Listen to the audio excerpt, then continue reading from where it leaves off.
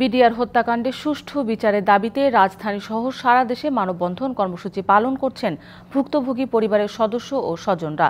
এ উপলক্ষে রাজধানীর জাতীয় প্রেসক্লাবের সামনে আয়োজিত মানববন্ধন থেকে স্বজনরা বলেন, পিলখানা ট্র্যাজেডি নিয়ে রীতিমতো প্রহসন চলছে। হত্যাকাণ্ডের সুষ্ঠু তদন্ত ও দায়ীদের বিচার দাবি করেন তারা। একই দাবিতে সারা দেশে চলছে কর্মসূচি।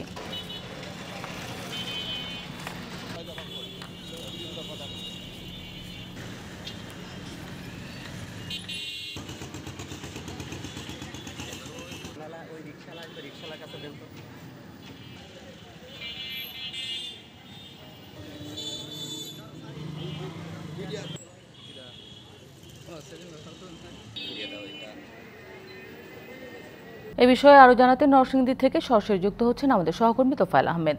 তোফায়েল, কি দাবির কথা বলছেন বিডিআর পরিবারের সদস্য এবং স্বজনরা, আর তারা পরবর্তী কর্মসূচি সম্পর্কে কিছু জানিয়েছে কিনা বিস্তারিত জানান।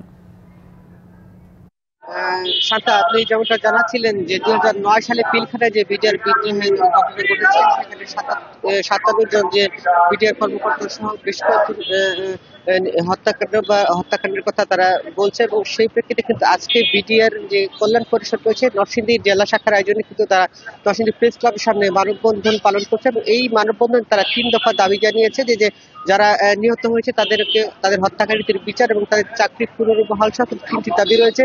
আমরা আপনাকে একটু দেখাতে চাই নরসিংদী সদর উপজেলার এবং নরসিংদী প্রেস ক্লাবের সামনে এই মানববন্ধনটি পালিত হচ্ছে। আমরা দেখেছি এখানে বিডিআর কল্যাণ পরিষদের কেন্দ্রীয় একজন সমন্বয়ক রয়েছেন, এবং তারা কিন্তু সকাল 11টা থেকে ঘন্টাব্যাপী এখানে মানববন্ধন করবেন বলে আমাদেরকে জানিয়েছে। আমরা একজন চাকরিচ্যুত একজন বিডিআর এবং সমন্বয়কের সাথে কথা বলতে চাই যে আসলে আজকে আপনাদের এই মানববন্ধনে কি দাবি করছেন আপনারা? আসসালামু আলাইকুম। আমাদের আজকের এই মানববন্ধনের প্রথম দাবি যে 25-26 ফেব্রুয়ারি 2009 সালে পিলখানায় যে হত্যাকাণ্ড ঘটিয়েছে তা ফ্যাসিস্ট সরকারের চক্রান্তে এই হত্যাকাণ্ড সংঘটিত হয়েছে। ওই হত্যাকাণ্ডে আমাদের বাংলাদেশের ব্যাপক ক্ষতি হয়েছে, যা অকল্পনীয়, অপরিণীয়।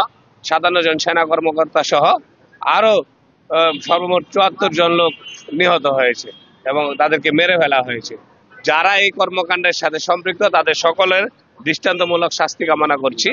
দ্বিতীয়ত, আমাদেরকে ওই সময় তৎকালীন সরকার যেরকম ভাবে আপনার একটা আইন করে বিভিন্নভাবে বিভিন্ন মেয়াদে প্রায় 18,520 জন সদস্যকে এইরকম চাকরিচ্যুত জেল বিভিন্নভাবে সাজা প্রদান করেছে, তাদেরকে পুনরায় চাকরিতে পুনর্বহালের জন্য আবেদন করছি।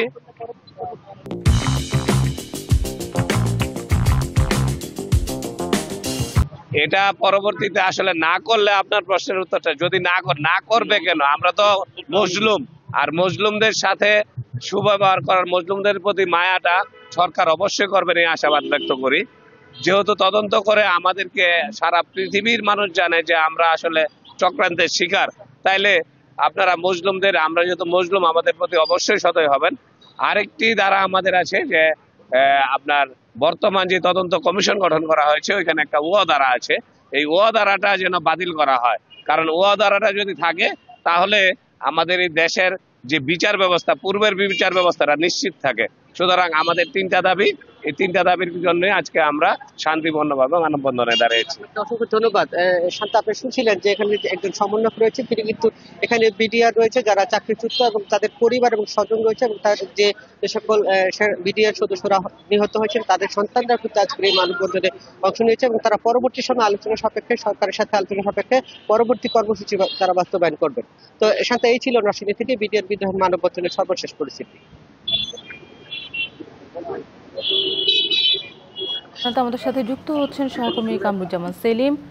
সেলিম, বিডিআর সদস্যরা কি বলছেন, তাদের দাবি দেওয়া কি এবং তারা কি প্রত্যাশা করছেন?